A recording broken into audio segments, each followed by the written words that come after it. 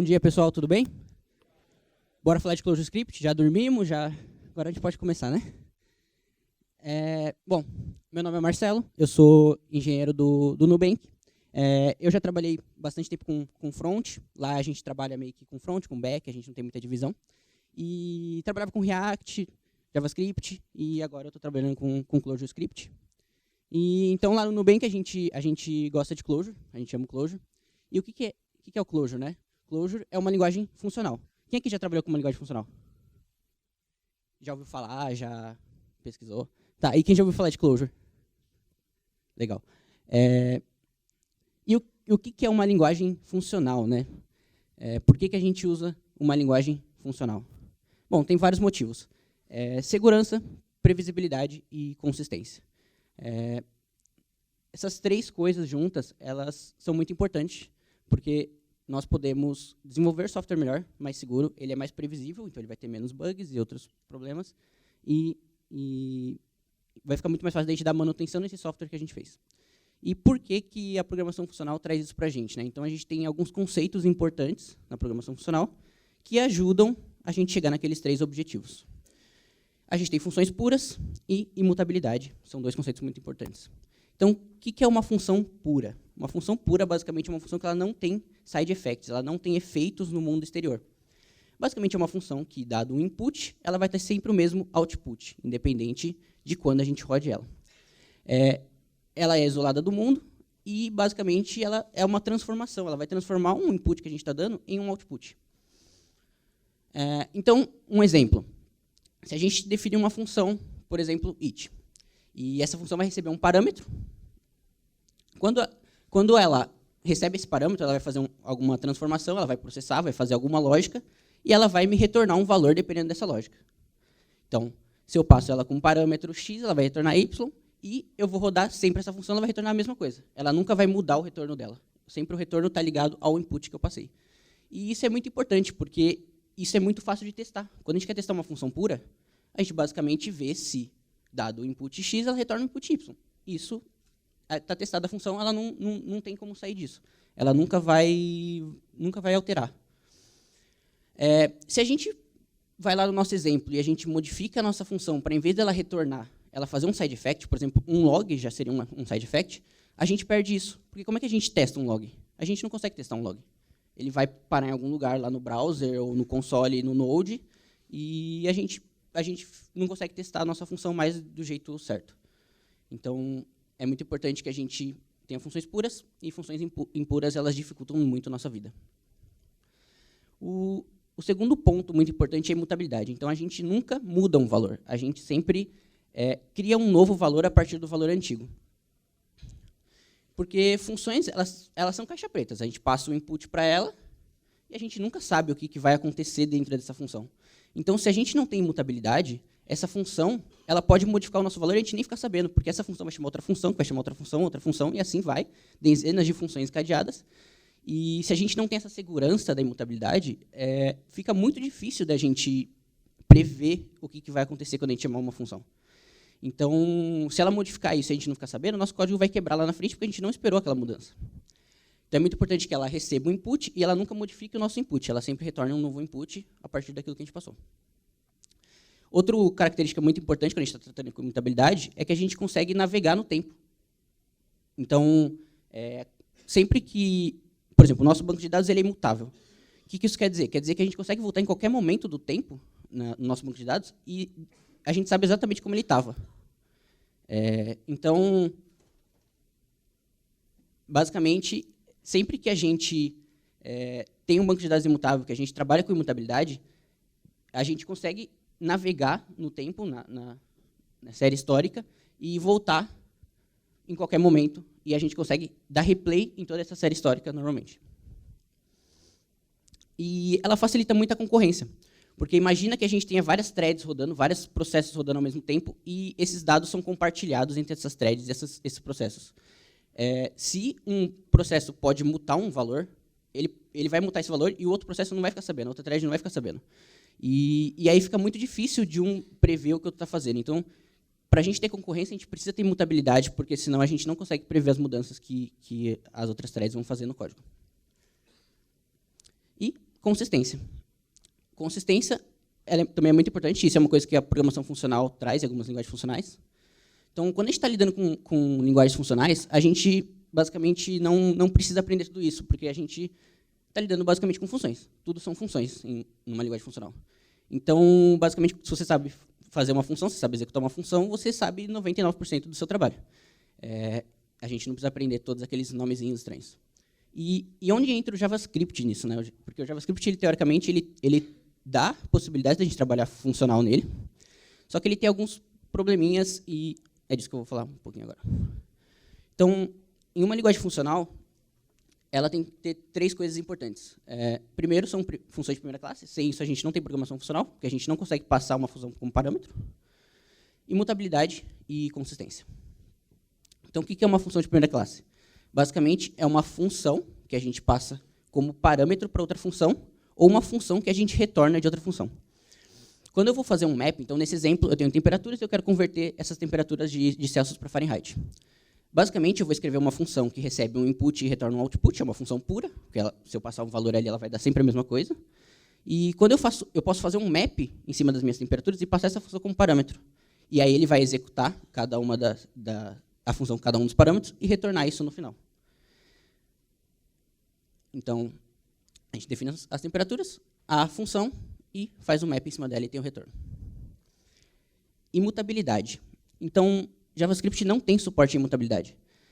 Se eu tenho um objeto, por exemplo, o objeto account, eu vou lá e escrevo uma função que vai fazer alguma coisa com o meu account. Nesse caso, ela vai bloquear o meu account. Eu vou receber essa função como parâmetro, vou modificar o valor do meu account e vou retornar o meu account. Quando eu executar essa função com o meu account, ela vai retornar o account do jeito correto, com o status bloqueado. Só que, se eu ver o meu account original, ele está modificado também. E isso é um problema porque gera todos aqueles problemas da gente não saber o que está acontecendo com nossos valores. Quando a gente está falando de mutabilidade em JavaScript, a gente vai cair em alguns nomezinhos que talvez ajudem. Então, a gente fala do immutable. O immutable, ele meio que resolve o problema da imutabilidade, só que ele tem um problema, que é a gente não consegue integrar o immutable com as nossas coisas que a gente já fez, porque nem todas as libs vão usar o immutable. Então, a gente vai ter que ficar convertendo entre immutable e objeto normal, e assim por diante, e uma hora isso se torna meio que imprático, porque fica bem difícil de você saber o que aquele objeto é, se ele é um immutable, se ele não é, se ele é nativo, se a biblioteca que você está usando vai receber uma coisa que ele não espera. Então, acaba meio que se tornando um pouco imprático, mas em alguns casos funciona muito bem. O const. Então, tem muita gente que acha que o const é imutável, mas o const ele é uma constante, só que ele não é imutável. Porque se a gente define um const, a gente não consegue modificar o bind daquela variável, só que a gente consegue modificar a parte interna dela. Então, se eu vou lá e basicamente muto o valor dela, ele vai mutar normalmente, então, por isso não é imutável. E o spread operator, que é uma coisa nova no JavaScript e que ajuda muito na imutabilidade também. Então, o mesmo exemplo, o primeiro exemplo, usando o spread, então a gente define uma função, só que em vez de a gente mutar o valor da nossa count, a gente vai retornar uma nova count com um status bloqueado baseado no primeiro valor. Então, ela é imutável. Então, quando a gente executa a função, ela retorna o valor correto, só que o meu account original continua imutável, continua o valor original. E, então, o spread ele meio que resolve também parcialmente o problema de imutabilidade, só que tem um problema bem sério, que é performance. Toda vez que eu faço um spread, ele cria um novo objeto. Então, se eu fizer um map muito grande, ele vai criar milhares de objetos e isso vai ficando na memória e a gente vai ter um problema muito sério de performance. O JavaScript ele tem uma proposta de mutabilidade no TC39. Isso meio que surgiu lá ultimamente. Só que a gente não sabe quando e se isso vai sair um dia. Então, pode ser que demore 5 anos, pode ser que demore 10 anos, pode ser que nunca saia, enfim. É uma coisa que seria muito legal se tivesse, mas a gente não tem como esperar por isso. E consistência. Então, todo mundo sabe desses probleminhas de consistência do JavaScript. Tipo, você vai na internet, todo mundo fala. E a gente fica tipo, tá, é estranho, mas isso não é um problema tão sério, porque a gente não vai ficar fazendo isso no nosso código. Tipo, dificilmente a gente vai cair nesses casos. Só que existem outros problemas de consistência que são super comuns. Então, se eu tenho uma lista de valores, eu faço um sort nela. Ele muta a minha lista, ele não retorna uma nova lista. Se eu faço um pop na minha lista, ele retorna um novo valor e muta a minha lista de novo, retirando aquele valor. Agora, se eu faço um replace numa string, ele já retorna o valor e não muta. Então, tipo, é difícil você saber exatamente como a função do JavaScript vai fazer, porque ela não é consistente. Cada lib faz de uma forma e isso você tem que toda vez tem que ir lá na documentação e consultar para saber exatamente o que ela está fazendo. E a gente tem vários tipos de null, undefined, a gente nunca sabe quando usar null, quando usar undefined, quando não tem nada, enfim, tem vários probleminhas. E aí a gente começa a falar do closure.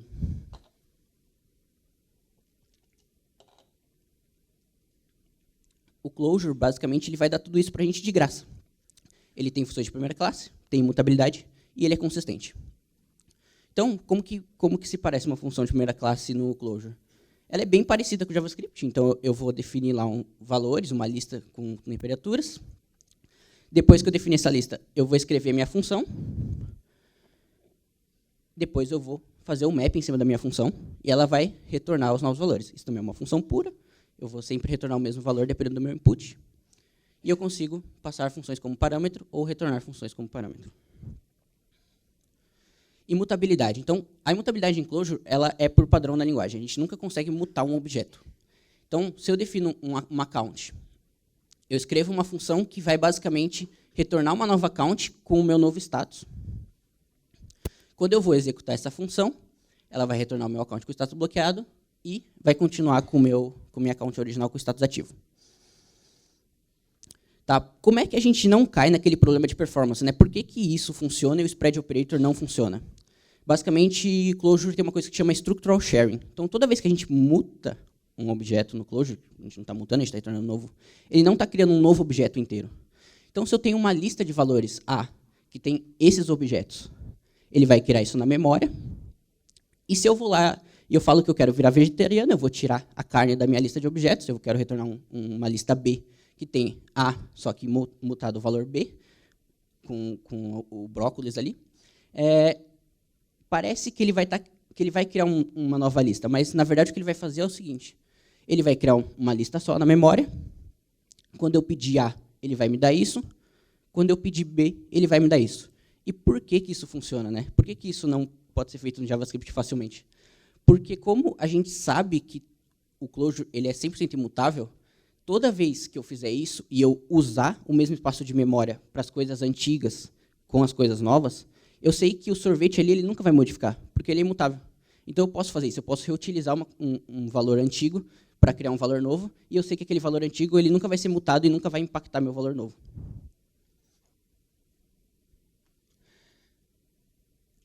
Consistência. Então, quando a gente está lidando com closure, basicamente todas as funções vão retornar coisas.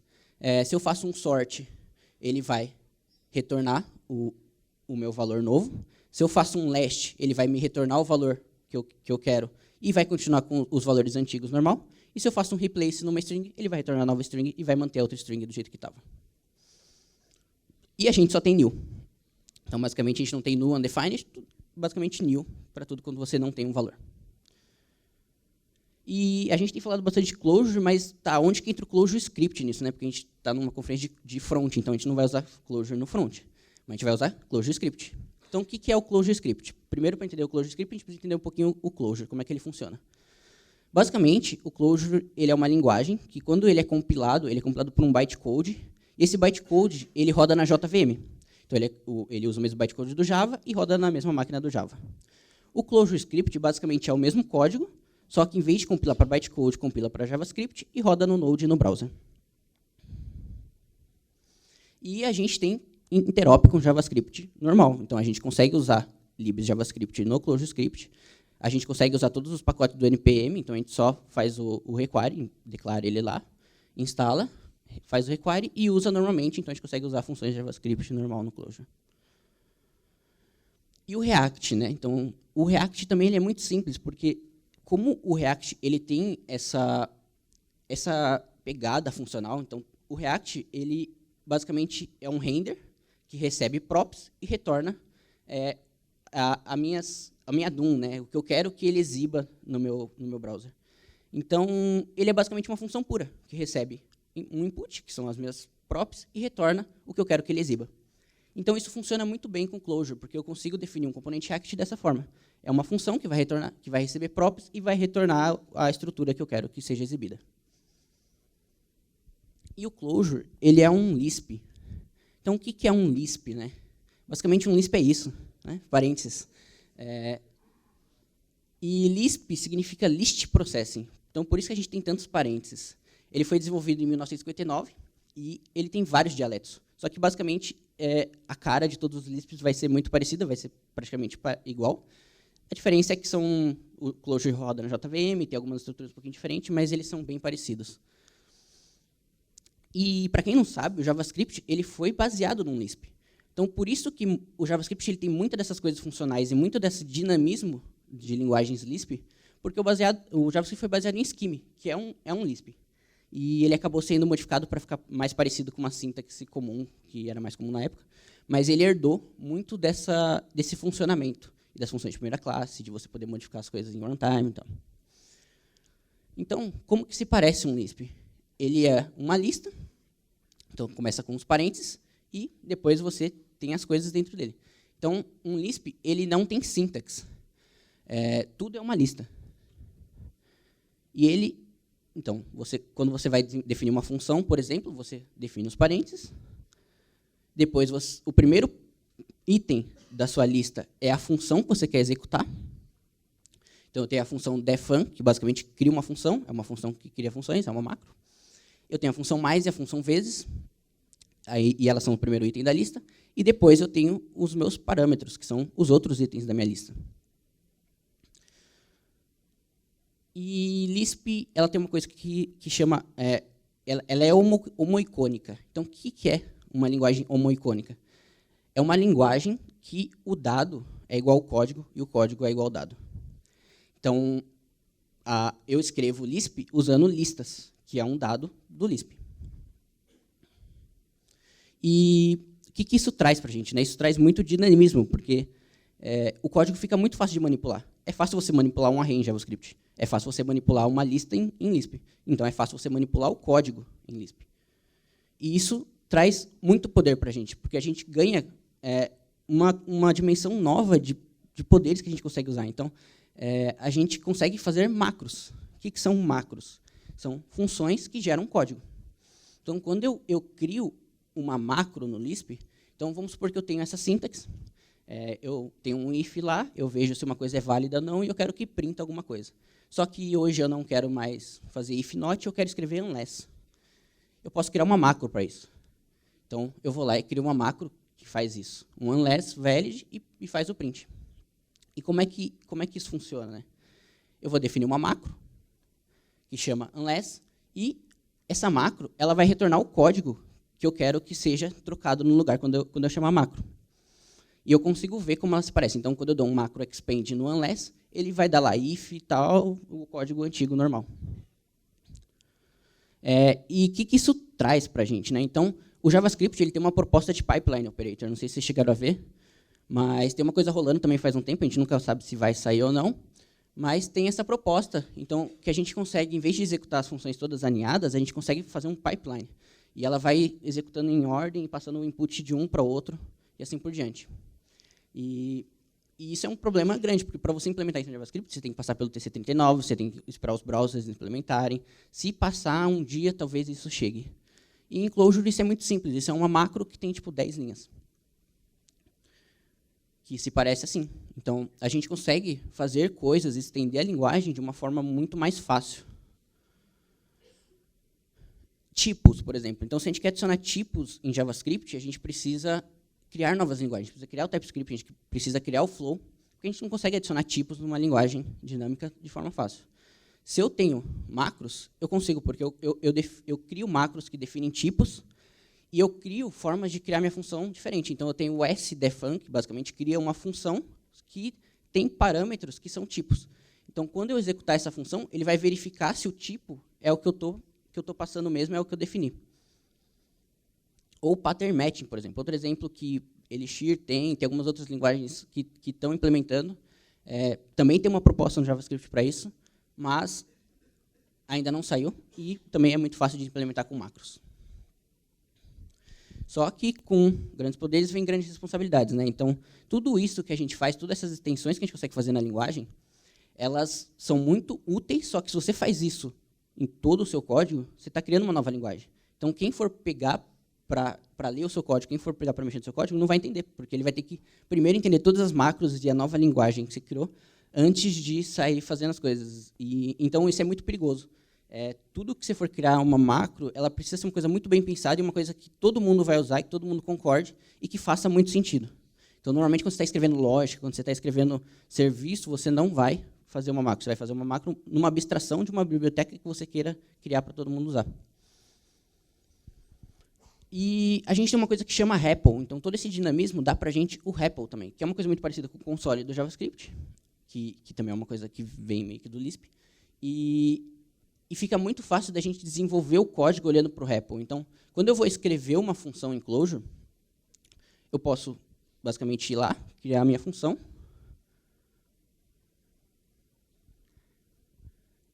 Eu posso executar essa função direto do meu editor e já testar e ver se ela está funcionando do jeito certo. Então, eu tenho toda essa integração, e essa integração é muito fácil. Eu consigo substituir o código que eu estou rodando com a função nova que eu escrevi. Então, eu faço uma modificação, vou lá e já substituo na hora.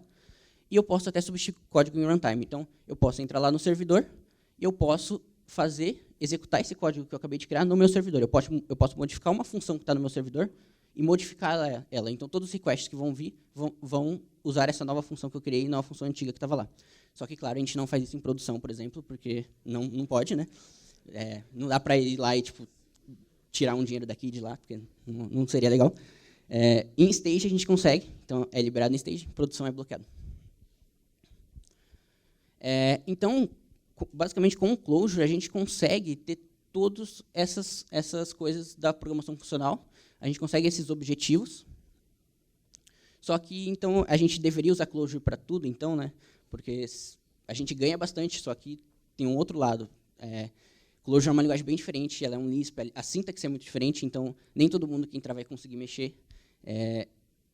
Tem uma taxa de aprendizagem, então tem um processo para você aprender um Lisp. Depois que você aprende, é muito simples, mas para você mudar de linguagens comuns para Lisp tem uma diferença. Então, é uma coisa que tem que ser bem pensada e tem que fazer sentido. Se você vai criar uma coisa que tem muita lógica, que precisa ser muito segura, previsível e todas aquelas coisas ali, talvez faça sentido, porque vai facilitar muito seus testes, você não vai precisar fazer teste de integração, tantos testes de integração. Seu código vai ficar muito mais fácil de manter, mas não faz sentido para todos os casos. Então, tem alguns casos específicos que faz sentido. Então, depende, basicamente. Basicamente é isso. Aqui tem meus links. Quem tiver dúvida, quiser entrar em contato, pode mandar lá. Tem o Telegram do Clojure, então quem tiver interesse pode entrar lá, tem bastante gente sempre lá tirando dúvida. E a gente está contratando, então, se quem quiser mandar, tem lá o link, é só entrar em contato. Obrigado.